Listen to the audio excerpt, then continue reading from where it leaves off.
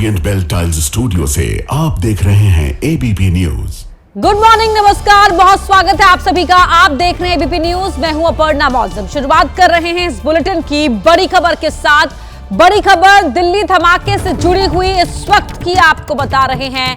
धमाके से पहले देश की राजधानी दिल्ली में घूमा था आतंकी उमर। 29 अक्टूबर से 10 नवंबर तक के सीसीटीवी फुटेज से यह खुलासा हुआ है। 9 और 10 नवंबर को दिल्ली के कई इलाकों में उमर गया था। इंडिया गेट, कर्तव्य पथ भी डॉक्टर उमर गया था। कनॉट प्लेस, रेल भवन भी जाने की फुटेज सामने आई है। 31 अक्टूबर से 8 नवंबर के बीच उमर गायब रहा था। दिल्ली मुंबई एक्सप्रेसवे भी उमर की मौजूदगी देखी गई है। इन सीसीटीवी फुटेज में मयूर विहार और निजामुद्दीन में भी घूमता हुआ दिखाई दिया है। इसके अलावा लुटियंस जोन में भी कार लेकर घूमता हुआ सड़क पर लगे सीसीटीवी में रिकॉर्ड हुआ है उमर इस i20 गाड़ी में। इस वक्त की बड़ी खबर आपको बता रहे हैं। 31-30 अक्टूबर और 10 नवंबर के बीच में अलग अलग जगहों पर देश की राजधानी दिल्ली में घूमता हुआ दिखा है डॉक्टर उमर, उसी i20 कार में जिस कार में 10 तारीख को ब्लास्ट हुआ था। तो धमाके से पहले दिल्ली की सड़कों पर, दिल्ली के अलग अलग इलाकों में डॉक्टर उमर i20 गाड़ी लेकर निकला, वहां घूमा। 29 अक्टूबर से लेकर 10 नवंबर तक के सीसीटीवी फुटेज से इस बात का खुलासा हुआ है। 9 और 10 नवंबर को भी दिल्ली के कई इलाकों में वो गया था। इंडिया गेट, कर्तव्य पथ, कनॉट प्लेस, रेल भवन, इसके अलावा Lutyens zone, Mayur Vihar, Nizamuddin, Delhi Mumbai expressway भी उमर इस गाड़ी के साथ देखा गया है। वहां लगे सीसीटीवी में रिकॉर्ड उसकी मौजूदगी हुई है। तो 29 अक्टूबर से 10 नवंबर तक के बीच के तमाम कैमरे खंगाले गए और उन सीसीटीवी में उसकी गाड़ी के साथ उसकी मौजूदगी देखी गई है। वो घूमता हुआ नजर आया है। मनोज हमारे सहयोगी हमारे साथ जुड़ रहे हैं इसी खबर पर। मनोज, तमाम अलग अलग कैमरे खंगाले गए होंगे तब जाकर जो उसका पूरा ये रूट है, कहां कहां वो गया था, कैसे गया था, वो स्टैब्लिश कर पाई होंगी एजेंसियां? जी बिल्कुल, देखिए आपको बताना चाहूंगा कि करीब 1000 से ज्यादा जो कैमरों की फुटेज थी वो देखी गई थी और उसके बाद एक एक करके उन फुटेज को जोड़ा गया। करीब 50 से ज्यादा कैमरों के अंदर जो उमर था वो नजर आया और आप देख सकते हैं तस्वीरों के अंदर किस तरीके से उसकी गाड़ी जो है एक के बाद एक नजर आ रही है। और दिल्ली के अंदर वो मौत का सामान लेकर घूमता रहा, विस्फोटक गाड़ी के अंदर लेकर घूमता रहा और वो लुटियंस जोन के अंदर गया, इंडिया गेट के पास गया, तमाम उन जगहों पर गया जहां पर पुलिस की चेकिंग होनी चाहिए थी। लेकिन दिल्ली पुलिस की भी इस पे कहीं ना कहीं कमी नजर आती है कि वो पूरी दिल्ली इस तरीके से घूमता रहा और कहीं पर भी उसकी गाड़ी की चेकिंग नहीं हुई। तो अब एक के बाद एक करके जब कड़ियों को जोड़ा जा रहा है तो तमाम खुलासे जो है वो सामने आ रहे हैं। जी, बहुत धन्यवाद आपका इस जानकारी के लिए Manoj Verma.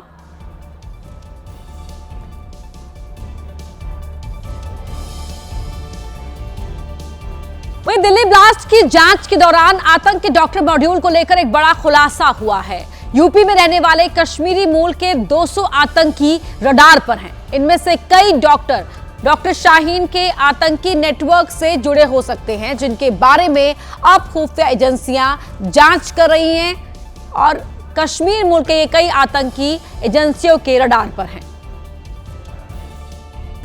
Doctor Muzaffar Ahmad, doctor Adil Ahmad, doctor Muzammil और डॉक्टर शाहीन की तरह पूरे देश में और भी ऐसे डॉक्टर बताए जा रहे हैं जो आतंक के डॉक्टर डेथ मॉड्यूल से जुड़े हो सकते हैं।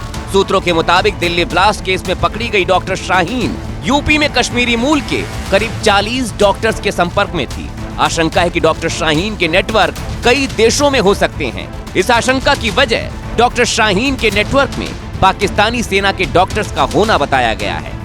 ये खबर जैसे ही सामने आई तो पता चला कि कश्मीर के रहने वाले करीब 200 डॉक्टर मेडिकल स्टूडेंट यूपी में हैं और ये सभी एजेंसियों के रडार पर हैं।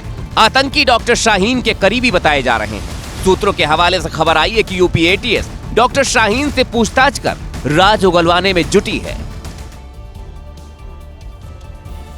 गिरफ्त में आए 3 मुख्य आरोपियों के अलावा 5 से ज्यादा संदिग्ध डॉक्टर हिरासत में लिए गए हैं। सूत्रों के मुताबिक पकड़े गए डॉक्टर्स की कॉल डिटेल की जांच में खुलासा हुआ है कि कई लोगों के संपर्क में थे ये पकड़े गए डॉक्टर।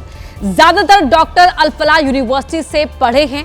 एजेंसियों ने संदिग्ध डॉक्टर्स की एक लंबी लिस्ट तैयार की है।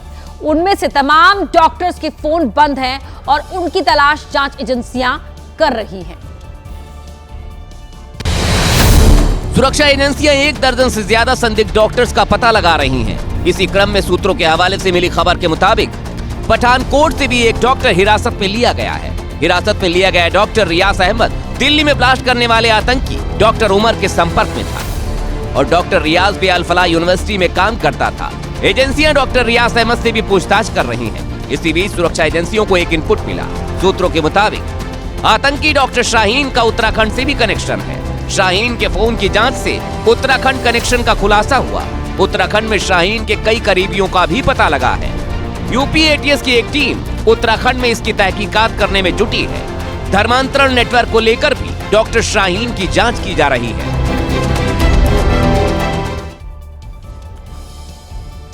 दिल्ली ब्लास्ट से जुड़े आतंकियों को पकड़ने के लिए सुरक्षा एजेंसियां ताबड़तोड़ एक्शन ले रही हैं। इसी बीच सूत्रों के हवाले से एक बड़ी खबर मिली है कि आतंक के डॉक्टर मॉड्यूल के निशाने पर कई नेता थे। उत्तर प्रदेश के हिंदूवादी नेता निशाने पर थे, यानी आतंकियों ने धमाका करने के साथ हिंदू नेताओं को मारने की तैयारी की हुई थी। धमाके के 5 दिन बाद दिल्ली को दहलाने वाले मास्टरमाइंड का पता भी चल चुका है। फिदायीन हमले को अंजाम देने वाले सरगना का सुरक्षा एजेंसियों ने पूरा चिट्ठा जुटा लिया है।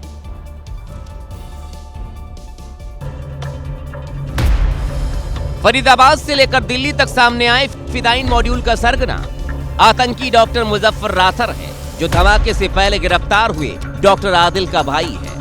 बताया जा रहा है कि मुजफ्फर लगातार पाकिस्तान के 3 हैंडलर्स के संपर्क में था। मसूद अजहर के भाई से बातचीत के बाद मुजफ्फर राथर ने अफगानिस्तान में फिदायीन हमले की ट्रेनिंग ली। सूत्रों से खबर यह भी है कि 22 अगस्त को वो दुबई के रास्ते अफगानिस्तान गया था, जिसकी तस्वीरें आप देख सकते हैं। खबर यह भी है कि वो अभी भी अफगानिस्तान के हेलमंड या कुनार में छिपा हुआ है।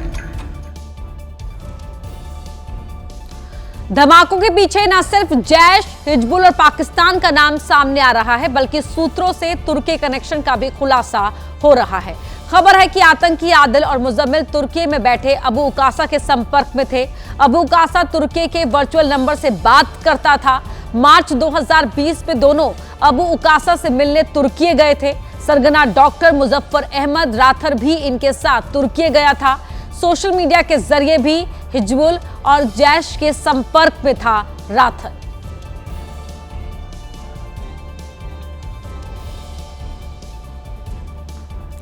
तो कई बड़े खुलासे के बाद आतंकी डॉक्टर्स के टेरर मॉड्यूल के नेटवर्क की तस्वीरें अब धीरे धीरे साफ होने लगी हैं। भारत की बात की जाए तो इस मॉड्यूल की जानकारी सबसे पहले जम्मू कश्मीर पुलिस को मिली। वहां से जांच हरियाणा के फरीदाबाद और नूह तक पहुंची। फरीदाबाद में ही आतंकी उमर, डॉक्टर शाहीन, डॉक्टर मुजम्मिल और आदिल ने अड्डा बनाया हुआ था। अभी तक की जांच में डॉक्टर शाहीन का नेटवर्क कानपुर से शुरू होकर लखनऊ तक मिला है, तो वहीं आतंकी आदिल की शादी में सहारनपुर के डॉक्टर भी शामिल होने गए थे। पश्चिम बंगाल के दिनाजपुर में भी इनके लिंक्स मिले हैं। देश से बाहर अफगानिस्तान, तुर्की और पाकिस्तान तक नेटवर्क होने की बात सामने आ रही है, क्योंकि आतंकी डॉक्टर मॉड्यूल का सरगना अफगानिस्तान में फिदायीन हमले की ट्रेनिंग ली थी। आतंकी आदिल और मुजम्मिल तुर्की में बैठे पाकिस्तानी हैंडलर अबू उकासा के संपर्क में थे और सूत्रों के मुताबिक आतंकी डॉक्टर शाहीन पाकिस्तान के कई डॉक्टर्स के संपर्क में थी। दिल्ली धमाके के 5 दिन बाद एक ऐसा वीडियो सामने आया है जो डरा देने वाला है। भले ही धमाके से सड़क पर गड्ढे नहीं बने, लेकिन 40 फीट नीचे लाल किला मेट्रो स्टेशन थर्रा उठा।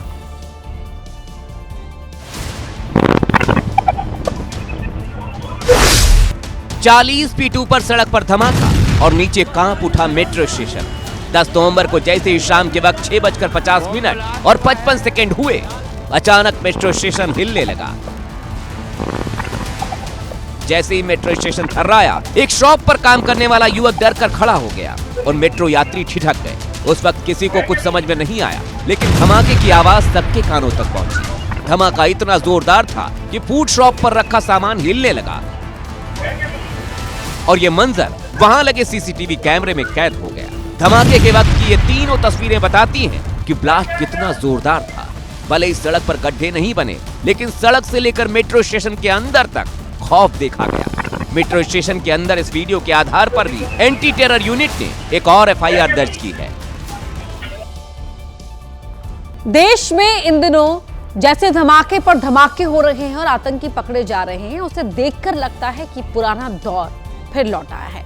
अभी 10 नवंबर को ही दिल्ली के लाल किले के पास ब्लास्ट हुआ था। 13 लोगों की जान चली गई थी, लेकिन इस ब्लास्ट के सिर्फ 5 दिन बाद ही अब जम्मू कश्मीर में लाल किले जैसा ब्लास्ट हुआ और 9 लोगों की जान चली गई।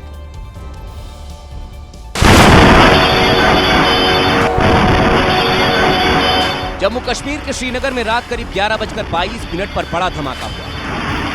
ये ब्लास्ट नौगाम पुलिस स्टेशन के अंदर हुआ, जिसकी आवाज काफी दूर तक सुनाई दी। पुलिस स्टेशन में हुए धमाके के कई सीसीटीवी वीडियो सामने आए, जिसमें ब्लास्ट के बाद आसपास के घरों की खिड़कियों के कांच भी टूट गए। कंपन ऐसा हुआ मानो भूकंप आ गया।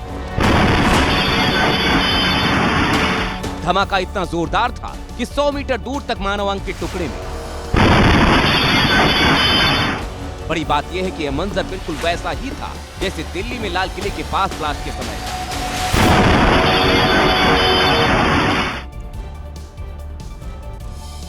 धमाका इतना जबरदस्त था कि धमाके की आवाज सुनकर लोग दहल गए। धमाके के बाद नौगाम थाने का मंजर तो और भी भयावह था।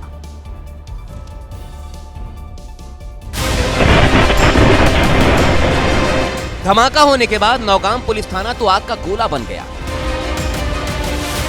पूरा थाना धू धू कर जल रहा था और थाने में खड़ी गाड़ियां भी। इस थाने के अंदर जम्मू कश्मीर के पुलिस के जो जवान और अन्य लोग मौजूद, उनके शव शत विशत हो गए। पहले तो लगा कि थाने पर बम से आतंकी हमला हुआ, इसलिए सुरक्षा बल के जवानों ने रात को ही पूरे इलाके को घेर लिया। डॉग स्क्वाड की टीम भी मौके पर पहुंच गई और आतंकियों की तलाश शुरू हुई। लेकिन कुछ ही देर बाद पता चला कि यह धमाका थाने में रखे उस विस्फोटक में हुआ है जो फरीदाबाद में डॉक्टर मुजम्मिल के घर से बरामद किया गया था। नौगाम थाने में हुए ब्लास्ट की जांच शुरू हुई तो चौंकाने वाले खुलासे होने लगे। पुलिस सूत्रों की माने धमाका उस वक्त हुआ जब पुलिस व्हाइट कॉलर आतंकी मॉड्यूल मामले में जब्त विस्फोटक को सील कर रही थी। बताया गया कि पुलिस अधिकारी और फॉरेंसिक टीम के अधिकारी फरीदाबाद से जब 360 किलोग्राम विस्फोटक के सैंपल ले रहे थे, उसी समय ये विस्फोट हुआ। इस भीषण विस्फोट में जम्मू कश्मीर पुलिस के इंस्पेक्टर शाह असरार की मौत हो गई, जबकि कई वरिष्ठ पुलिस अधिकारी भी मारे गए। फॉरेंसिक टीम के कई अधिकारी, एक नायब तहसीलदार, राजस्व विभाग के 2 लोग और 2 फोटोग्राफर के मारे जाने की खबर भी सामने आई है। धमाके के बाद इन लोगों के घरों पर मातम छाया। इंस्पेक्टर शाह असरार की मौत की खबर सुनते ही पूरा परिवार गम में डूब गया। महिलाएं तो बिलक बिलक कर रोने लगी। आने वाले वक्त में ये आईजी भी हो सकता था, बड़ा अफसर बनता था। शायद हमारी ये बात को समझिए। ब्लास्ट में जो फोटोग्राफर मारे गए, उनके कुलगाम स्थित घर पर भी मातम पसरा हुआ है।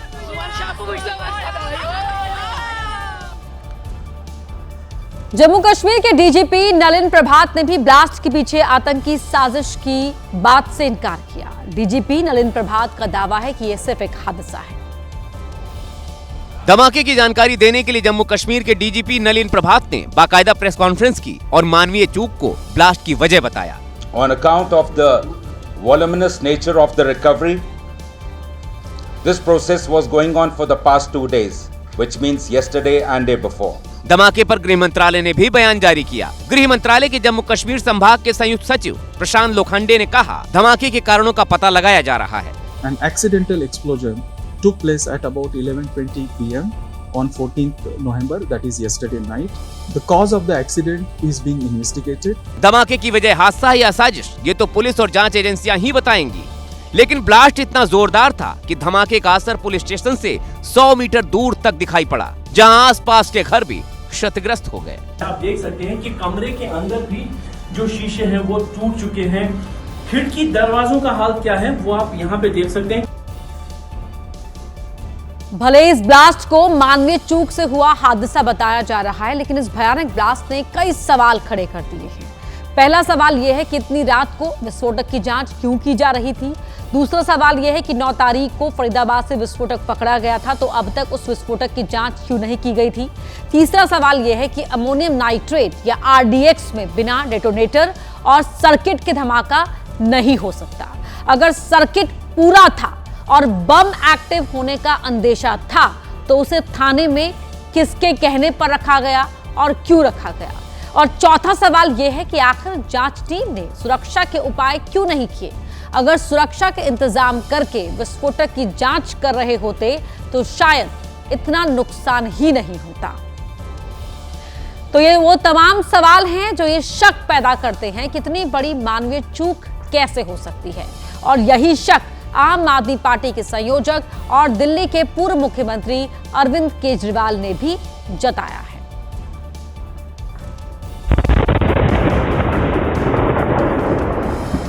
पहले दिल्ली में कार ब्लास्ट और अब नौगाम में पुलिस स्टेशन के अंदर हुए धमाके पर अरविंद केजरीवाल ने चिंता जताई है। अरविंद केजरीवाल ने एक्स पर पोस्ट कर सरकार से कई सवाल किए हैं। अरविंद केजरीवाल ने पूछा, आखिर देश में ये क्या हो रहा है। सरकार, सुरक्षा एजेंसियां, खुफिया तंत्र और गृह मंत्री आखिर क्या कर रहे हैं।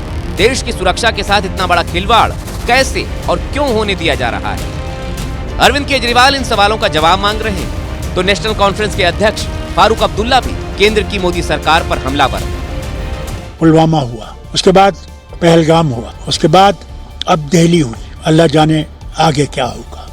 नेशनल कॉन्फ्रेंस के विधायक मुश्ताक गुरु ने भी नौगाम विस्फोट पर सवाल उठाए हैं। लेकिन इसको कहीं आइसोलेशन में भी कर सकते थे। एक रेजिडेंशियल एरिया में इतना बड़ा ये डंप करना, एक्सप्लोसिव डंप करना, ये तो एक सवालिया निशान लगाता है इस पे। फरीदाबाद से लेकर दिल्ली, यूपी और गुजरात तक आतंकी मॉड्यूल का भंडाफोड़ हो रहा है और आतंकी पकड़े जा रहे हैं। तो फारूक अब्दुल्ला इन आतंकी हमलों के लिए सरकार को जिम्मेदार ठहराने में लगे हैं। जहां हर कश्मीरी पे उंगलियां उठाई जा रही है, अब कब तक हम लोगों को इसका देना पड़ेगा। कब तक, कब वो दिन आएगा जब हमको भरोसा आएगा नहीं हम लोग हिंदुस्तानी हैं और हम जिम्मेवार नहीं है इस चीज के। जो जिम्मेवार है उनसे पूछे क्यों इन डॉक्टरों को ऐसा क्या हुआ कि इन लोगों को यह रास्ता इख्तियार करना पड़ा। वहीं श्रीनगर के नौगाम पुलिस स्टेशन पर हुए विस्फोट से पूरा देश सदमे में है। पुलिस जवानों की शहादत का देश बदला मांग रहा है। तो जिन लोगों ने इस ब्लास्ट में जान गंवाई, उन्हें जम्मू कश्मीर के उपराज्यपाल मनोज सिन्हा ने श्रद्धांजलि दी है। DG NIA, DGP Jammu Kashmir, वरिष्ठ सेना के अधिकारी और पुलिस अधिकारियों के साथ साथ उपराज्यपाल मनोज सिन्हा ने शहीदों को श्रद्धांजलि दी। उपराज्यपाल नौगाम के उजाला हॉस्पिटल भी गए और नौगाम पुलिस स्टेशन में हुए विस्फोट से घायल हुए लोगों का हालचाल जाना। उपराज्यपाल मनोज सिन्हा ने विस्फोट के कारणों का पता लगाने के लिए जांच के आदेश दिए हैं। तो जम्मू कश्मीर के मुख्यमंत्री उमर अब्दुल्ला ने हादसे में जान गंवाने वाले लोगों को श्रद्धांजलि देते हुए घायलों के जल्द स्वस्थ होने की प्रार्थना की है। बड़ी खबर आपको बता दें, लालू की बेटी रोहिणी का तेजस्वी और संजय यादव पर गंभीर आरोप। कहा कि मेरा कोई परिवार नहीं है। तेजस्वी, संजय, रमीज चाणक्य बनते हैं। इन्हीं लोगों ने मुझे घर से निकाला। हार पर लोग इन्हीं से सवाल पूछेंगे। इन्हें कोई जिम्मेदारी नहीं लेनी। संजय और रमीज का नाम लिया तो घर से निकाल दिया जाएगा। सवाल पूछने पर गालियां दी जाएंगी, बदनाम किया जाएगा, चप्पल चलाई जाएगी। ये सब कहना था लालू प्रसाद यादव की बहन, माफ कीजिएगा, लालू यादव की बेटी रोहिणी आचार्य और तेजस्वी की बहन रोहिणी आचार्य का। संजय, रमीज को चाणक्य बनना है। इन्हीं लोगों ने मुझे घर से निकाला है। क्या कुछ कहा था रोहिणी आचार्य ने, आइए आपको सुनवाते हैं।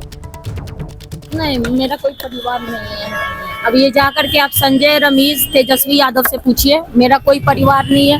वही लोग निकाला है हमको परिवार से, क्योंकि रिस्पॉन्सिबिलिटी लेना नहीं है उनको। पूरा दुनिया बोल रहा है जो चाणक्य बनेगा तो चाणक्य से आप सवाल पूछिएगा। जब कार्यकर्ता चाणक्य से सवाल कर रहा है, पूरा देश दुनिया सवाल कर रहा है कि पार्टी का ये ऐसा हाल क्यों हुआ। अब जब संजय, रमीज, इन लोग का नाम लीजिए तो आपको घर से निकाल दिया जाएगा, आपको बदनाम किया जाएगा, आपको गाली दिलवाया जाएगा, आपके ऊपर चप्पल उठा करके मारा जाएगा। तो ये झटका देने वाली खबर लालू यादव के घर से आई। लालू को अपनी किडनी देने वाली बेटी रोहिणी आचार्य ने पार्टी छोड़ दी। न सिर्फ पार्टी बल्कि उन्होंने अपने परिवार से रिश्ता खत्म कर देने का भी ऐलान कर दिया। किडनी देकर पिता लालू की जान बचाना हो या पार्टी के लिए प्रचार, रोहिणी हर जगह आगे थी, लेकिन अब उन्होंने सब छोड़ दिया है। वो लिखती हैं, मैंने पार्टी छोड़ दी है, परिवार से भी रिश्ता तोड़ लिया। संजय यादव और रमीज ने यही करने को कहा था, मैं सारे इल्जाम अपने सिर पर लेती हूँ। बेटी रोहिणी से पहले लालू के बड़े बेटे तेज प्रताप ने भी घर छोड़ने की वजह पार्टी की कुछ नेताओं को बताया था। अब देखिए का पार्टी का हारा पार्टी, यही सब पार्टियां वाला हमको बाहर किया घर वाला। हार के बाद तेज प्रताप की पार्टी जेजेडी के इंस्टाग्राम पेज ने उनके बयान को कोट किया, जिसमें लिखा था, जयचंदों ने माननीय लालू यादव की सोच वाली असली आरजेडी को बार बार ठगा और आज बर्बाद कर दिया। मुझे 6 साल के लिए निकालने वालों, जनता ने तुम्हें भी बाहर निकाल दिया। परिवार के 2 लोगों की पार्टी छोड़ने की वजह एक संजय यादव हैं, जो रहने वाले तो हरियाणा के हैं, लेकिन तेजस्वी की दोस्ती की वजह से पार्टी में उनका रसूख काफी ज्यादा है। सवाल यह है कि जिस संजय यादव और रमीज की वजह से रोहिणी ने पार्टी छोड़ी, आरजेडी में उनकी हैसियत क्या है? तो आपको बता दें कि ये दोनों ही कोई आम नेता नहीं बल्कि तेजस्वी के दोस्त कहे जाते हैं। आरजेडी में बड़े बड़े फैसले लेने वाले संजय यादव हरियाणा के रहने वाले हैं। राजनीति से उनका कोई लेना देना नहीं, वो कंप्यूटर साइंस से ग्रेजुएट हैं। बताया जाता है कि वो तेजस्वी के दोस्त हैं, दोनों साथ में क्रिकेट खेला करते थे। फिलहाल संजय आरजेडी से राज्यसभा के सांसद हैं, वो तेजस्वी के राजनीतिक सलाहकार भी हैं। रोहिणी के लिए दूसरे विलन रमीज भी बिहार नहीं यूपी के रहने वाले हैं।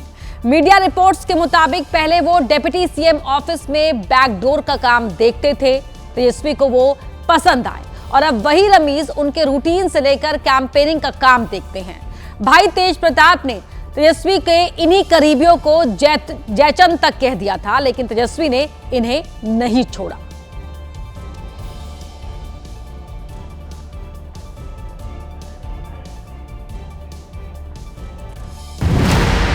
तेज प्रताप के लिए तेजस्वी ने कभी पब्लिकली सॉफ्ट कॉर्नर नहीं दिखाया, ये तक कह दिया कि पार्टी से बड़ा कोई नहीं।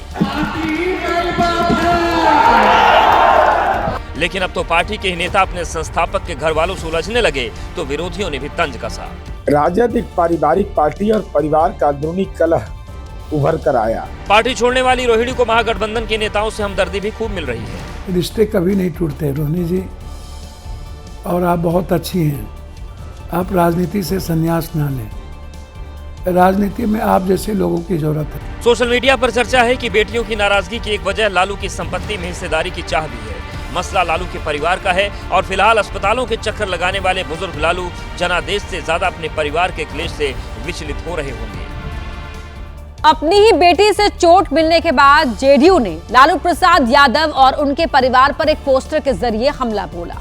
नीरज कुमार ने पोस्टर में लालू को धृतराष्ट्र तो राबड़ी देवी को गांधारी के रूप में दिखाया।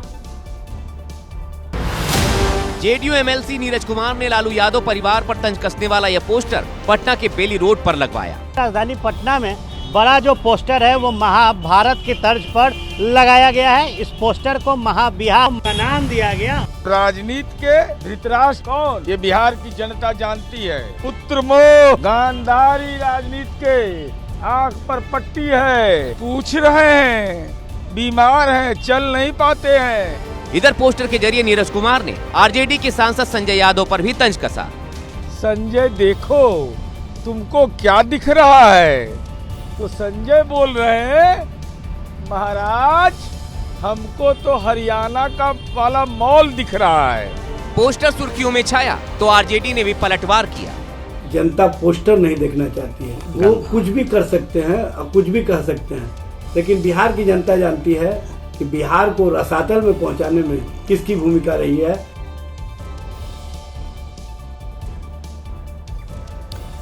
बिहार में प्रचंड जनादेश की सुनामी से पूरा विपक्षी खेमा धराशायी हो गया। इससे पहले बिहार में आरजेडी की बुरी हार के बाद टिकट न मिलने पर कुर्ता फाड़कर राबड़ी देवी के आवास के बाहर चीख चीख कर रोने वाले आरजेडी के नेता मदन प्रसाद का वीडियो एक बार फिर वायरल हो रहा है।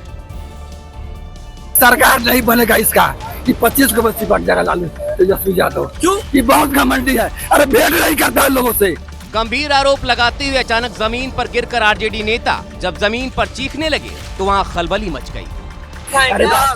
दो दिन से खाना नहीं खाए। फूट फूट कर रोते हुए मदन शाह ने आरजेडी पर टिकट बेचने का आरोप लगाया था। संजय यादव टिकट बेचा है, हमका बोला कि 2 करोड़ 70 लाख दो। टिकट कटने से मदन प्रसाद सदमे में आ गए थे और तभी उन्होंने आरजेडी की हार की बड़ी भविष्यवाणी कर दी थी। सरकार नहीं बनेगा इसका कि 25 को बस्ती बन जाएगा लालू तेजस्वी यादव। क्यों? कि बहुत घमंडी है, अरे भेंट नहीं करता है लोगों से। 19 अक्टूबर को मदन प्रसाद ने रोते रोते जो बात कही थी अब वो सच हो गया है। ऐसे में सोशल मीडिया पर लोग कह रहे हैं कि आरजेडी को शायद मदन प्रसाद का श्राप लग गया। प्रधानमंत्री नरेंद्र मोदी गुजरात के सूरत में पहुंचे थे। इस दौरान उन्होंने एक बार फिर बिहार चुनाव में हुई ऐतिहासिक जीत का जिक्र किया। पीएम मोदी ने कहा कि यदि वो आज बिहार की जनता से मिले बिना सूरत छोड़ देते तो सफर अधूरा रह जाता। पीएम ने बताया कि बिहार की जनता ने उन्हें भर भर के प्यार दिया है। एनडीए गठबंधन जो विजयी हुआ है और महागठबंधन जो पराजित हुआ है, उन दोनों के बीच में 10% जितने वोट का फर्क है। 10%। प्रधानमंत्री मोदी ने अपने भाषण में एक बार फिर से एमवाई समीकरण का जिक्र किया। बिहार की माताएं बहनें और बिहार के नौजवान, महिला, युवा, ये एक ऐसा माई कॉम्बिनेशन बना है जिसने आने वाले अनेक दशकों की राजनीति का नींव मजबूत कर दी है। दोस्तों, पीएम ने बिहार की जनता की तारीफ करते हुए कहा कि बिहार के लोगों ने सांप्रदायिकता के जहर को ठुकरा दिया। चुनावों के दौरान बिहार की सियासत में खूब पोस्टरबाजी हुई। पार्टियों ने पोस्टर लगाकर एक दूसरे की खूब लानत मलामत की, लेकिन ये पोस्टर वार चुनाव के बाद भी थम नहीं रहा है। इस पोस्टर को जेडीयू ने अपने एक्स सोशल मीडिया हैंडल पर डाला है, जिसमें नीतीश और मोदी को एक साथ दिखाया गया। पोस्टर के नीचे भोजपुरी भाषा में मोदी और नीतीश की जोड़ी को हिट बताया गया है। नरेंद्र मोदी और नीतीश कुमार जी के कामों पर विश्वास करके बिहार में इतना बड़ा प्रचंड जीत मिला है। जो एमआई समीकरण कहते थे विरोधी दल के लोग, आज यहाँ पे महिला और युवा, एमआई इधर भी है, तो महिला युवाओं की प्राथमिकता सरकार की रहेगी। सिर्फ बीजेपी ही नहीं, सहयोगी दल भी नीतीश मोदी की तारीफ करते नहीं थक रहे। इतना बड़ा मैंडेट मिला है उन्हीं की कृपा से और नीतीश कुमार जी की कृपा से, दोनों के काम से मिला है। ये बिहार के लिए अच्छा दिन आया है। 5 साल में बिहार का दशा दिशा दोनों बदल जाएगा। बिहार की आवाम ने जिस तरह का जनादेश दिया है उससे बीजेपी जोश से लबरेज है। यही वजह है कि पार्टी हर जगह पीएम मोदी और सीएम नीतीश कुमार की जोड़ी को सराह रही है। बिहार विधानसभा चुनाव में अगर कोई एक्स फैक्टर बनकर उभरा है तो वो चिराग पासवान है। चिराग आज सीएम नीतीश कुमार से मिलने उनके आवास पर वो कल पहुंचे। नीतीश ने भी चिराग का दिल खोलकर स्वागत किया है, शॉल ओढ़ाया और प्रचंड जीत की बधाई दी। बाद में मीडिया को संबोधित करते हुए चिराग ने आरोप लगाया कि आरजेडी नेताओं ने जेडीयू और एलपीजेआर में दरार पैदा करने की कोशिश की। उन्होंने खास तौर पर ये नैरेटिव सेट करना शुरू किया कि 2020 में चिराग पासवान ने खेल किया था जदयू के साथ और 2025 में ये खेल जदयू ने कर दिया चिराग पासवान के साथ। चिराग पासवान ने यह भी दावा किया कि आरजेडी को उसका अहंकार ही ले डूबा, लेकिन नतीजों के साथ चिराग ने साबित कर दिया कि बीजेपी नेतृत्व ने उन पर भरोसा करके एकदम सही दांव खेला था। तमाम दावों और चैलेंज के बाद भी प्रशांत किशोर की पार्टी जनसुराज इस बार एक भी सीट नहीं जीत पाई।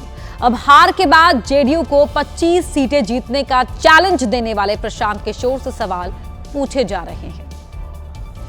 चुनाव से पहले प्रशांत किशोर ने कहा था कि जेडीयू अगर 25 सीटें भी जीत गई तो वो राजनीति छोड़ देगी। नहीं आएगा, आप चिंता मत कीजिए। जैसे भाजपा को बंगाल में 100 सीट नहीं आया और हमको संन्यास नहीं लेना पड़ा, वैसे जदयू को बिहार में 25 सीट नहीं आएगा। 25 तो क्या, नीतीश कुमार की जेडीयू अब प्रशांत किशोर की भविष्यवाणी से 3 गुना से भी ज्यादा सीटें जीत गई।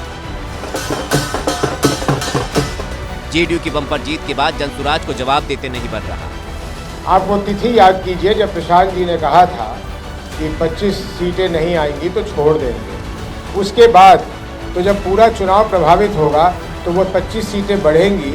नीतीश सरकार की मुफ्त योजनाओं की वजह से जेडीयू की सीटें ज्यादा बढ़ने की दलील देने वाले जनसुराज के अध्यक्ष अब पत्रकारों के सवाल प्रशांत के पाले में डाल रहे हैं।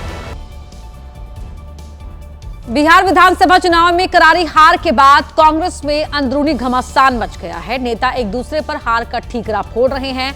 60 सीटों पर उम्मीदवार उतारने वाली कांग्रेस सिर्फ 6 सीटें ही जीत पाई। पूर्व केंद्रीय मंत्री और कांग्रेस के राज्यसभा सांसद अखिलेश सिंह ने प्रदेश प्रभारी पर ही सवाल उठा दिए। पहला चुनाव मैं अपने जिंदगी में देखा जिसमें लगता था कि कोई कांग्रेस कर्मी इस पूरे इलेक्शन में शामिल ही नहीं है लोकल लेवल। प्रभारी को जवाब देना चाहिए, निश्चित रूप से देना चाहिए। प्रभारी ही तो नेतृत्व कर रहे थे यहाँ। अखिलेश सिंह ने टिकट बंटवारे पर भी सवाल उठाए और बताया कि कार्यकर्ताओं का मनोबल कैसे टूट गया। टिकट बंटवारे में जो गड़बड़ियाँ हुई, जो देरी हुई और फ्रेंडली फाइट का कोई जगह नहीं होता है जब गठबंधन बनता है।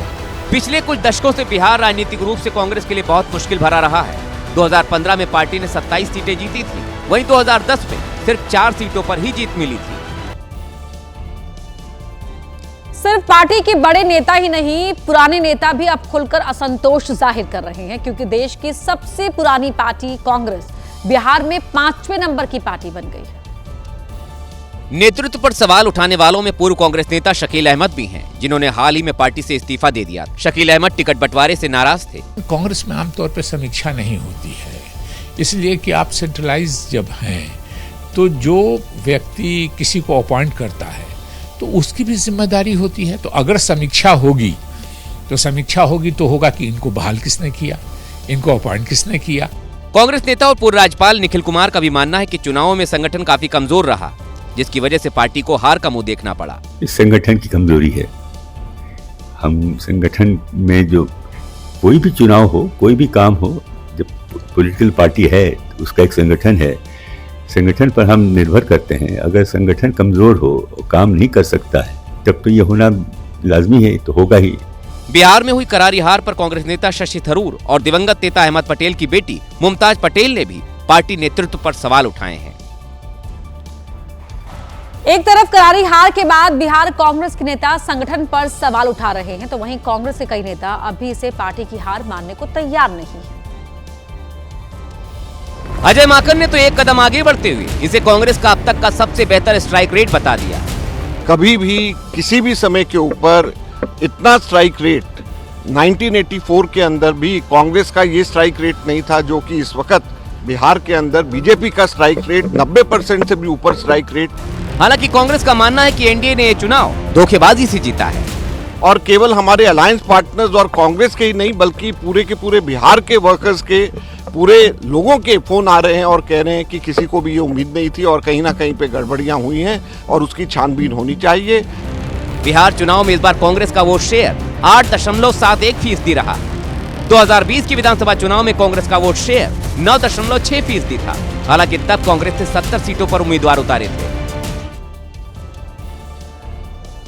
वहीं चेन्नई में डीएमके के एक लीडर ने धारदार हथियार से बीजेपी कार्यकर्ता पर हमला कर दिया। हमले का वीडियो शेयर कर बीजेपी नेता अन्नामलाई ने स्टालिन सरकार को घेरा। वीडियो में डीएमके लीडर बीजेपी के कार्यकर्ता पर ताबड़तोड़ वार करता दिख रहा है। सड़क के किनारे से खींचकर वो उस नेता पर वार करता रहा। दोनों के बीच की लड़ाई सीसीटीवी कैमरे में रिकॉर्ड हुई। हेलमेट के साथ आए डीएमके लीडर ने बीजेपी नेता को मारा तो जवाब में उसने भी अपना बचाव करने की कोशिश की।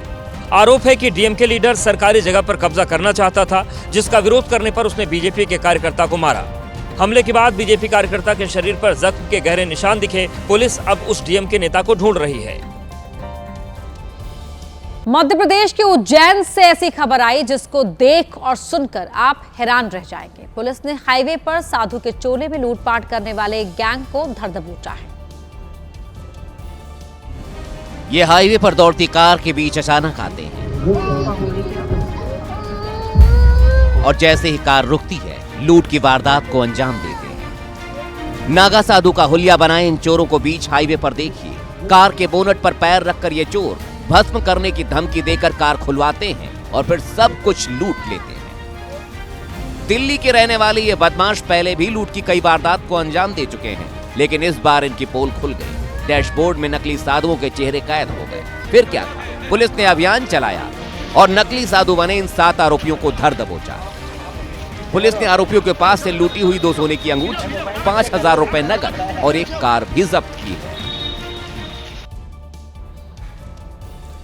वहीं राजस्थान के बालोतरा से डरावनी तस्वीर सामने आई है, जहां एक कार बेकाबू होकर डिवाइडर से टकराई और पलट गई। राहत की बात यह रही कि भीषण हादसे के बावजूद ड्राइवर सुरक्षित है। कार जैसे ही पुल के नीचे उतरी वैसे ही पलट गई।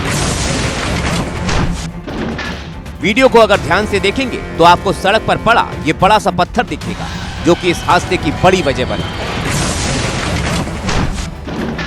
हादसे से पहले कार की स्पीड भी ज्यादा नहीं थी, लेकिन कार के सामने अचानक पत्थर आया।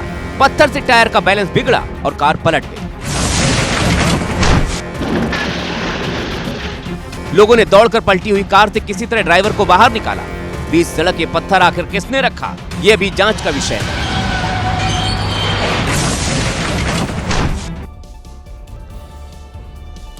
अगर आपके घर में बच्चे और आसपास जंगली पौधे हैं तो आपको बेहद ही सावधान रहने की आवश्यकता है। खबर श्रावस्ती से, जहां एक गलती ने 30 बच्चों को अस्पताल पहुंचा दिया। अस्पताल में लाइन से लगे बेड पर लेटे वो तमाम बच्चे हैं जिन्होंने खेत में लगे जंगली पौधे के बीज मूंगफली समझकर खा लिए। इससे इनकी हालत बिगड़ गई। इनमें से अभी भी कई बच्चों की हालत नाजुक बताई जा रही है। 10 बच्चों की हालत थोड़ा सा नाजुक है, उनको दवा सिम्टोमेटिक ट्रीटमेंट चल रहा है, बाकी बच्चे नॉर्मल हैं। जंगली बीज खाने वाले तमाम बच्चे अभी भी डॉक्टर्स की देखरेख में हैं और उनका इलाज हो रहा है। वहीं तबीयत में सुधार से परिजनों ने राहत की सांस ली। मामला श्रावस्ती के भिंगा कोतवाली इलाके का है। बड़ी खबर का रुख कर रहे हैं। दिल्ली के पंजाबी बाग में एक लड़की की गोली मारकर हत्या कर दी गई। लड़की की हत्या के बाद लड़के ने खुद को गोली मार दी। पुलिस मामले की जांच कर रही है। दिल्ली के पंजाबी बाग से ये हत्या की खबर है, जहां एक युवक ने युवती को गोली मारकर उसे कत्ल कर दिया और युवती को गोली मारने के बाद उसने खुद को भी गोली मार दी। अब पुलिस पूरे मामले की जांच कर रही है। ये लोग दोनों ही कौन थे, क्यों युवक ने लड़की को गोली मारी, किस तरह का ये मामला था, अभी फिलहाल पुलिस ने पूरे मामले की जांच शुरू कर दी है। दिल्ली के पंजाबी बाग से खबर आपको बता रहे हैं।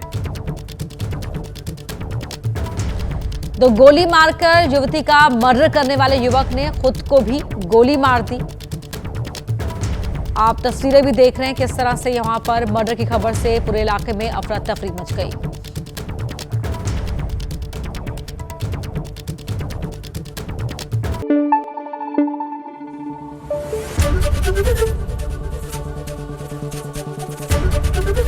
एबीपी न्यूज आपको रखे आगे।